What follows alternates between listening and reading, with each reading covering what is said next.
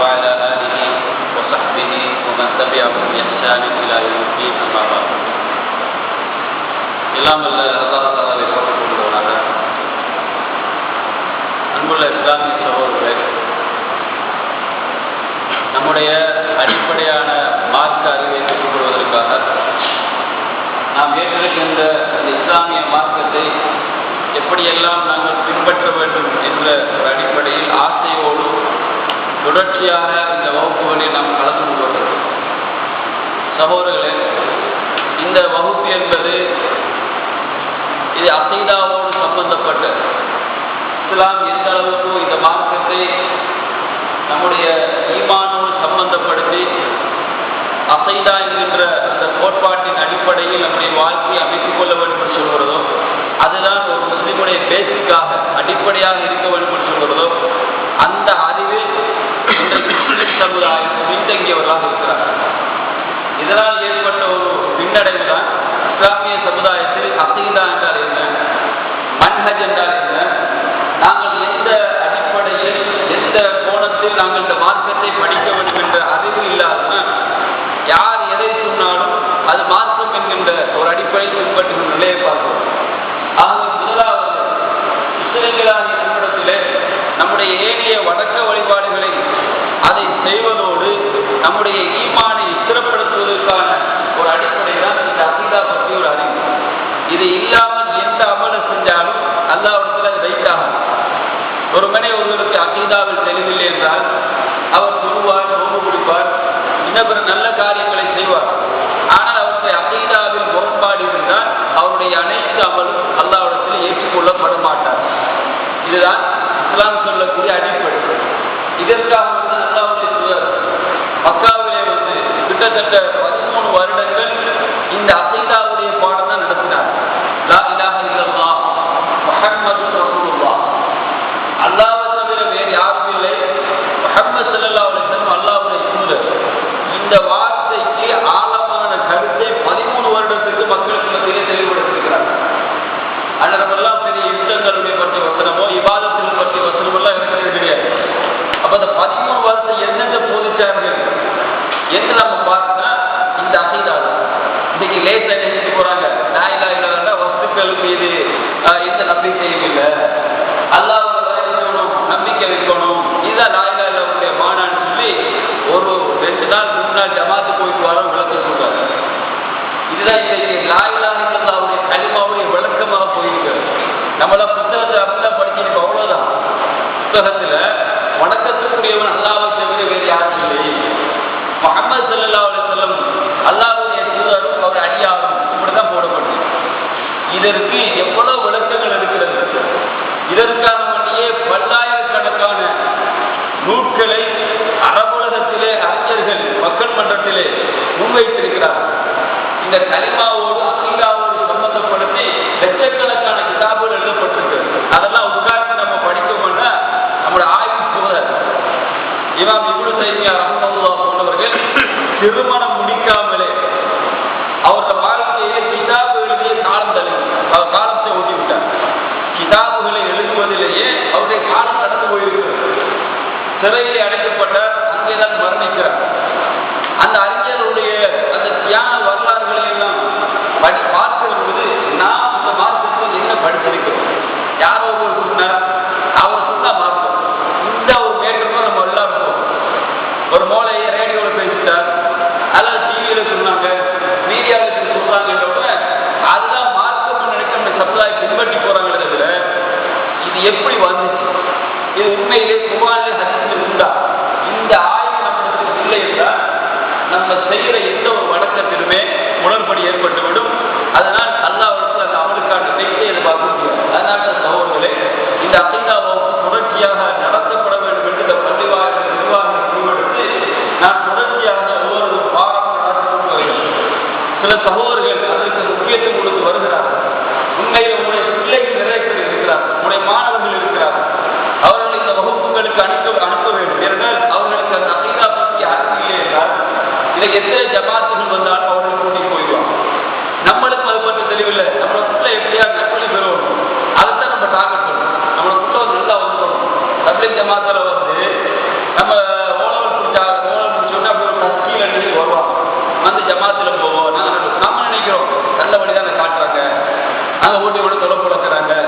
ராஜ்யத்துக்கு கொண்டு வைக்கிறாங்க.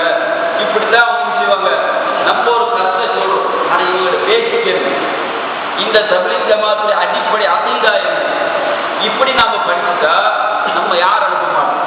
இன்னைக்கு நம்ம யார் நம்ம பிள்ளைகளை பௌத்த மதத்துடைய அந்த பாடத்திட்டங்களுக்கு அதை படிப்பதற்கு யார் அனுப்புவது? அவனுடைய சன்பாசனைக்கு அனுப்புவாங்க. ஷியாக்கள், போராக்கள், நாம் அறிந்த வகையிலே இஸ்லாத்திலே அதாவது கபர் வணங்கிகள், இவர்கள் ஏதாவது நம்மளோட பிள்ளைகளை கொண்டு கபர் வணங்குறதுக்காக வேண்டி கபரை வளர்வாருக்கு பயிற்சி விடுறாங்கண்டா நம்ம அனுப்புவோமா? நம்ம யார் நம்ம பிள்ளைய அனுப்புவோமா? கபரை சுற்றி வாரத்துக்கு பிள்ளைய கூப்பிடுறான். ஒரு 4-5 நாளைக்கு நாங்கள் அஜ்மீரை கூட்டி போறோம், இந்தியாவுக்கு போய் அங்க போய் சேரும் கபூர்ல அஜ்மீரை சுற்றி வர போறோம். யார் எத்தனை பேர் கொண்டு வருவார்கள்? திட்ட தெளிவாசல் இது வழிகள். இது நம்மளோட பிள்ளைய மார்க்கத்தை விட்டு வெளியேற்றுகின்ற செயல் நமக்கு நல்லா விளங்குறது. ஷியாக்கள் கூப்பிட்டு நம்ம போக மாட்டோம். பௌத்த மதத்தை சார்ந்தவர்கள் கூப்பிட்டு நம்ம அனுப்ப மாட்டோம். கிறிஸ்தவ மிஷினரிகள் அப்படி எல்லாரும் செய்ய போனா ஆனா இங்க மதம் மாற்றிடுவான் அப்படி நம்பிக்கை நம்ம அனுப்புறது இல்லை. இதே போலதான் நம்மளோட இதுக்குள்ள சொல்லுவாங்க மாட்டோல் போதிய புலிகள், அந்த மாதிரி அவங்களோட நடிப்பெல்லாம் பார்த்தா வழி நல்லா இருக்கு, கோலத்தை பார்த்தா அவங்கள மாதிரி தத்துவாதாரி யாரும் இல்லை அந்த அளவுக்கு சொல்லுவாங்க. அவங்கள பார்த்தவங்க அப்படிதான் விளங்கும். ஆனால் அவருடைய பேச்சு அவர்கள் என்ன முதலில் இருக்கான்னு பார்த்தா ஒன்றுமே இல்லை, ஹீரோ. அதான் நம்மளை காப்பாற்ற வேண்டும். இதற்காக வந்து இந்த மாற்றம் கிடையாது. இந்த மாதிரி வெறுமனே கொள்கைக்கு பள்ளியில போய் தூங்கி அங்க போய் மசூரா செஞ்சு ஏதாவது தாடி புத்தகத்தை வாசித்து அதில் சொல்ற புராணங்களை எல்லாம் வாசித்து இதான் மாற்றம் நடத்திட்டு போறதுக்கு குர்ஆன் ஹதீஸ் கிடையாது. அதனால ஒரு பேசிக்கோட நம்மளோட மார்க்கத்தோட கொள்கையை நம்ம பாதுகாக்கணும். நம்ம பிள்ளைகள் எதிரான சந்ததிகளை பாதுகாக்கும் என்ற உணர்வோடு படிக்கணும். இல்லைன்னா இந்த அகிதா வகுப்புல எந்த பிரயோஜனமும் இல்லாமல் அவன் முதலாவது ஒரு முஸ்லிமுட்ட வர வேண்டியது இதுதான், இந்த அகிதா பற்றி ஒரு அறிவு. அதனால தொடர்ச்சியாக நிறைய விஷயங்கள் நம்ம படிச்சுட்டோம். சமுதாயத்தில் அன்று தொட்டு இந்து வரைக்குள்ள வழிகேடுகள் சம்பந்தமாக நிறைய விடயத்தை நம்ம படிச்சுட்டு வந்து இறுதியாக சமகாலத்திலே உள்ள வழிகட்டுகள், சமகாலத்தில் எப்படியெல்லாம் இந்த வழிகேடு ஒவ்வொரு அமைப்பின் பேராக நடத்தப்பட்டு கொண்டு போகுது என்பதற்காக சில ஆதாரங்களோடு நம்ம செஞ்சோம். இந்த தகவலை சொல்லிக் கொள்வோம். இறுதியாக இன்றைக்கு உள்ள ஜமாஅத் தப்லீக் சொல்லக்கூடிய இந்த தப்லீக் ஜமாத்துடைய அடிப்படையில் அவங்க எந்த நோக்கத்தில் போறாங்க, இந்த அடிப்படையில் சென்ற கிளாஸ்ல இவர்கள் கூடுதலாக இவருடைய இலியாஸ் ரஹ்மத்துல்லாஹி சொல்லக்கூடியவர் இவருடைய அந்த தியாகம், அவருடைய அந்த மக்களை உலகிற்கு அவர் அழைத்த விதம், அவர் எந்த நோக்கத்தில் அழைத்தார், அப்படி அழைக்கிற போது அவர்கிட்ட இருந்த நம்பிக்கை என்ன, அவர் யாருக்கெல்லாம் பயிற்சி செய்திருந்தார், அவருடைய சேகுமார்கள் யார் என்றெல்லாம் பார்த்தால் இவர்களுடைய அடிப்படை சூபித்துவ சிந்தனை. சூபித்துவம் என்ன என்று இந்த சபையில் தெரியாதவர்கள் இருக்கிறோம். ஆனால் நம்ம தெரிஞ்சவங்க நிறைய தெரிவிப்போம். நம்ம அதை படிச்சோம். சூபித்துவம் என்னன்னு படித்தோம். அதற்கு மார்க்கத்துக்கு சம்பந்தம் இல்லைன்னு படித்தோம். சூஃபியாக்கள், ஆரிஃபிங்கள், சேகுமார்கள் என்று சொல்வதெல்லாம் இந்து கிரேக்க தத்துவங்களில் உள்ள பிலோசபியோடு சம்பந்தப்பட்டவர்கள் என்று அதை தெளிவாக படித்தோம். குர்ஆனுக்கும் ஹதீஸுக்கும் டிரெக்டாக முரணாகக்கூடியது, நேரடியாக முரண்படக்கூடிய செய்திகள் என்பதை சூஃபியாக்களுடைய சிந்தனை வைத்து நாம் பார்க்கணும். ஆகவேதான் இந்த தப்லீக் ஜமாத் என்ன செய்கிறார்கள்? இஸ்லாம் சொல்லக்கூடிய 5 கடமைகளுக்கும் அப்பால், இஸ்லாம் சொல்லக்கூடிய ஈமானிய அர்கானுல் ஈமான், ஈமானுடைய ருக்குன்கள் என்று சொல்லக்கூடிய ஈமானிய 6 அம்சங்களுக்கும் அப்பால் இவர்களாக புதிய ஒரு 6 நம்பர், ஒரு 6 நம்பர்கள் கொண்டு வந்து இது குர்ஆன்ல ஹதீஸ்ல கிடையாது. இதை எந்த அளவுக்கு இந்த 6 நம்பர் போகுதுன்னா அவங்க சொல்றாங்க இந்த 6 நம்பருக்குள்ள வாழ்க்கை இருக்கும், 6 நம்பர் தான் வாழ்க்கையே, 6 நம்பர் தான் நம்ம பேசணும், 6 நம்பருக்குள்ள பேசணும், 6 நம்பருக்குள்ள வாழணும், 6 நம்பருக்குள்ள சாப்பிடணும், 6 நம்பருக்குள்ள தூங்கணும், எல்லாம் 6 நம்பர். பிரயாணம் போட்டால் 6 நம்பர். அப்ப இந்த 6 நம்பர் எங்க வந்துச்சு? 6 நம்பர் சொல்லப்படுற செய்தி எது? நம்ம யாராவது சிந்திச்சோமா? அப்படி இந்த 6 நம்பரை யார் உருவாக்கினா? ரசூலுல்லாஹ் உருவாக்கினாங்களா? அது அல்லாஹ் ஒரு சட்டத்தை போட்டு தந்தாங்க. இதை இப்படித்தான் நம்ம பின்பற்றணும் ஒரு அடிப்படை இருக்கிறா என்றா எந்த யாருக்கும் சிந்திக்கல. அதனால அவங்க சொல்றதெல்லாம் சரியா நம்ம நம்பிட்டு போயிடும். அந்த 6 நம்பருக்குள்ள சில வணக்க வழிபாடுகள் சொல்லுவாங்க. அது இஸ்லாத்தோட தொடர்பானதாக இருக்கும். அதை என்ன செய்வாங்கன்னா அந்த வணக்க வழிபாடுகள் எல்லாம் ஒரு தவறான ஒரு பிக்சர்ல வெறுமனே ஒரு இபாதத்தோட மட்டும் சுருக்கிக்கொள்ளலாம். அவங்க என்ன சொல்லுவாங்க? முதலாவது களிமா, களிமாவுக்கு கொடுத்த விளக்கமே பிழை. அவங்க ஏற்கனவே களிமாவுக்கு கொடுத்த விளக்கம் பிழை. அதை நம்ம ஏற்கனவே சென்ற கிளாஸ்ல பார்ப்போம். 2வது என்ன செய்வாங்க? தொழுகையை சொல்லுவாங்க. தொழுகை இஸ்லாத்துடைய கடமைகள் ஒன்று. அதை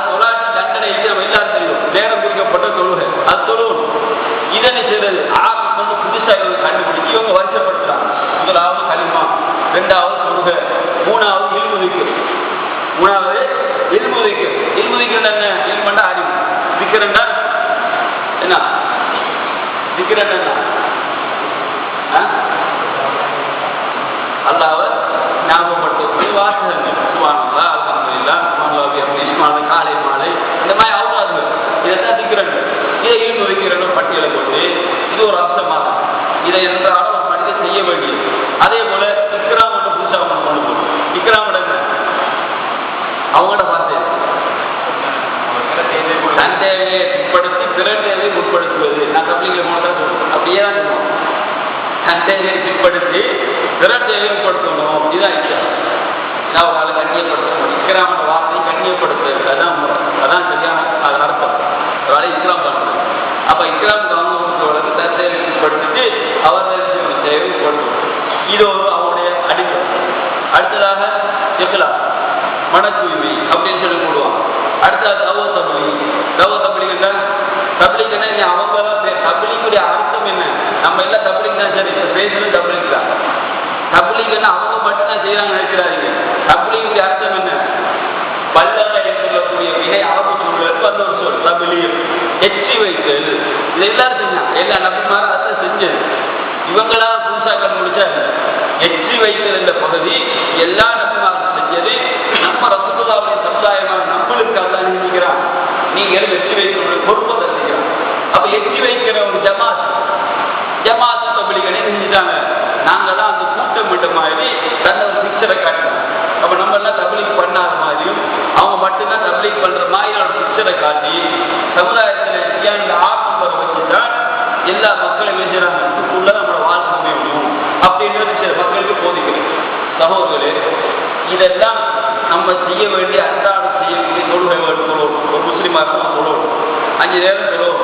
இருமுதிக்கிற அறிவை படிக்கணும், திக்கர் செய்யணும், அவர் அல்லாஹ்வை ஞாபகப்படுத்தணும் என்பதெல்லாம் மாற்று கருத்தே கிடையாது. மற்ற மக்களை முற்படுத்தி அவங்க தேவைகளை ஏற்படும் என்று மாற்று கருத்து இல்லை. தூய்மை இருக்கணும் என்பதில் மாற்று கருத்து கிடையாது. தவா செய்யணும், பிரச்சாரம் பண்ணணும், மாற்று கருத்தே இல்லை. இது ஒரு அடிப்படை அம்சமாக இஸ்லாம் சொல்லுது. இதைத்தான் இந்த 6 நம்பரையும் தான் வாழ்க்கையின் அடிப்படை சொல்ல. முதலாவது கலிமாவோட தெளிவு இருக்கும். அல்லாஹ்வை பற்றியுள்ள அறிவுகளுக்கு தெளிவு இருக்கணும். நபிமார்களை பற்றிய அறிவுக்கு தெளிவு இருக்கணும். அல்லாஹ்வை பற்றிய நம்பிக்கை, மறுமையுடைய வாழ்க்கை பற்றிய அந்த ஈமானிய அம்சங்களில் தான் ஒரு முஸ்லிமுக்கு சரியான தெளிவு இருக்கும். அதுதான் இஸ்லாம் அந்த 6 ஈமானுடைய அம்சங்கள் சொல்லுவது. அல்லாஹ் நம்புறது, மலக்குமார் நம்புறது, நபிமார் நம்புறது, வேதங்கள் நம்புறது, ரசூல்மார் நம்புறது, கலாச்சாரம் நம்புறது. இந்த 6 அம்சத்திலே நமக்கு தெளிவில்லை என்றால் நம்ம அவுட் ஆகிடும். இன்றைக்கு இந்த 6 ஈமானுடைய அர்க்கான தெளிவில்லாததான் நிறைய கூட்டம் செஞ்சாங்க. நமக்கு உருவாகினார்கள். நான் முன்னால் சொன்னேன், கதரியாக்கள், ஜபரியாக்கள், ஜஹ்மியாக்கள், கலாச்சார மருத்துவ கூட்டம், கபூர்ல வேறு நடக்கிறத மருத்துவ கூட்டம், பகுத்தறிவாதிகள், புத்தசிலாக்கள், இந்த மாதிரியான பகுத்தறிவு சிந்தனை உள்ளவர்கள் முற்காலத்தில் வந்தார்கள். இவர்கள் எல்லாம் இஸ்லாம் டிக்ளேர் பண்ணியது. இவர்கள் ஈமானை மறுக்கிற கூட்டம், இவர்கள் முஸ்லிம்களோட வட்டத்தில் இல்லை. அப்ப தெளிவாக சொல்லப்பட்ட விஷயம். இதே வட்டத்தில் சூஃபியாக்கள், இவங்க மார்க்கத்தோட சம்பந்தப்படாதவர்கள் என்பதை நம்ம பார்க்கணும். இதே நிலைப்பாட்டில் தான் தப்லீக் ஜமாத் தனக்கென்று ஒரு கொள்கையை வச்சுட்டு நம்ம இதுக்குள்ளதான் போகணும் வாழ்க்கை அமைக்கிறாங்கன்றா குர்ஆனை கொஞ்சம் படித்து சொல்லி பார்க்கணும். நீங்க ஒரு தப்லீக் சமூகத்தை பேசி ஏன் நீங்க ஒரே தாலிம் புத்தகத்தை வாசிக்கிறீங்க, ஏன் உங்களோட புத்தகப்புல் அஹாதீஸை மட்டும் வாசிக்கிறீங்க, ஒரு குர்ஆன் ஒரு தஃசீர் எடுத்து வாசிக்கிறீங்க, தர்ஜுமா வாசிக்கிறீங்க என்று சொல்லி பாருங்க. உடனே பதில் என்ன வரும்? எங்களுக்கு உசூல் இல்லை, எங்களுக்கு உசூல் இல்லை. என்ன உசூல் இல்லை? டில்லி மர்க்கஸ்ல இருந்து செய்தி வரும். அதாவது இலங்கையில யாராவது மர்க்கஸ்ல இருந்து பெரியார் சொல்லுவோம், அவங்களோட ரூல்ஸ் படி தான் நாங்கள் செய்வோம் என்று சொல்லுவாங்க.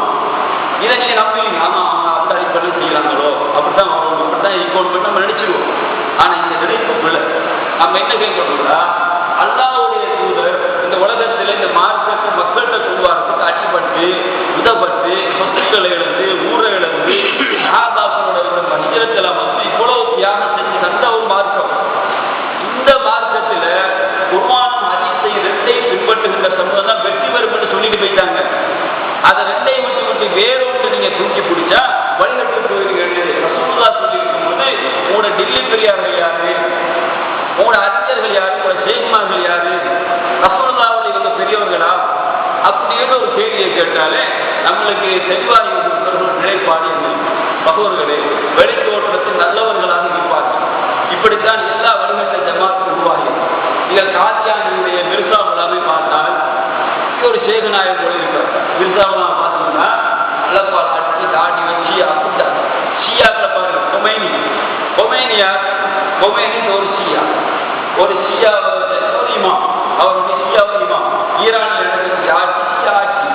அப்ப அதில் இருக்கக்கூடிய எல்லா அறிஞர்களும் ஷியாவை சார்ந்தவர், முஸ்லிம்கள் இல்லை. பேரு ஷியா முஸ்லிம்னு சொல்லுவார். ஆனால் இவர்கள் முழுக்க சஹாபாக்களை ஏற்றுகிற கூட்டம். ரசூலுல்லாஹ்வுடைய சுவர்க்கத்துக்கு நன்மாராய் சொல்லப்பட்ட சஹாபாக்களை எல்லாம் காத்திருந்து கொண்டவர்கள். நான் ஏற்கனவே ஷியாக்களை பற்றி பாடம் நடத்துகிறேன். இந்த அவர்கள் நம்முடைய நாட்டில் இருக்கிறார் அந்த செய்தியெல்லாம் சொல்லியிருக்கிறேன். ஆனால் அவங்க தோற்றம் அப்படி நல்லதா தெரியும். அதனால நீங்க தோற்றத்தை வச்சு முடிவெடுக்காது, அவங்களோட உடல்நல பாவனையை வச்சு முடிவெடுக்காது. இவங்க சொல்ற விஷயத்தில் குர்ஆன் ஹதீஸுக்கு ஒத்து போகிறதா, இவர்கள் சொல்லக்கூடிய செய்தி அல்லாஹ்வுடைய சுத்தத்திற்காக அல்லாஹ்வுடைய திருமறை வசனங்களில் எடுத்துக்காட்டுற ஒரு செய்தியாக இருந்தால் அந்த எடுத்துட்டு போகும். 3 நாள் ஜமாத்து போயிட்டு வாங்க. அப்படின்னா மார்க்கத்தை பற்றி அறிவில்லை, குர்ஆனை அழகாக ஓத தெரியும். நான் ஏன் சொல்றேன் தெரியுமா? நம்முடைய இஸ்லாமிய சமுதாயத்திலேயே ஒரு கீழ்நிலை.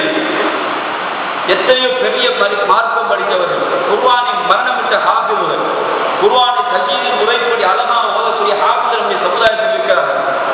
ஹதீஸுகளை எல்லாம் கரைத்து குடித்தவர்கள், ஹதீஸுகளில் உசூல் ஹதீஸ் கலையை படித்து குடித்தவர்கள்லாம் சொல்லிட்டு பக்கத்தில் எப்படி இருப்பாங்க. 3 நாள் ஜமாத்து போயிட்டு வந்து அவங்க விளக்க சொல்லுவோம். எல்லாருக்கும் பயம் பண்ணாங்க. அது தவறுன்னு சொல்லல. ஆனால் இவனுடைய நிலைப்பாடு என்னன்னா, மார்க்க எந்த விதமான அறிவும் இல்லாமல் வெறுமனே கப்சாக்கள், யாரும் சொல்லுவாங்க கப்சாங்க, அந்த மாதிரி கதைகள், சுற்றுக்கட்ட செய்திகள் அல்லது ஏதாவது புராண கதைகள், அங்க இப்படி நடந்தது, நாங்கள் அங்க போனோம், காக்குசாரி இந்த பேர்ல சொல்றது.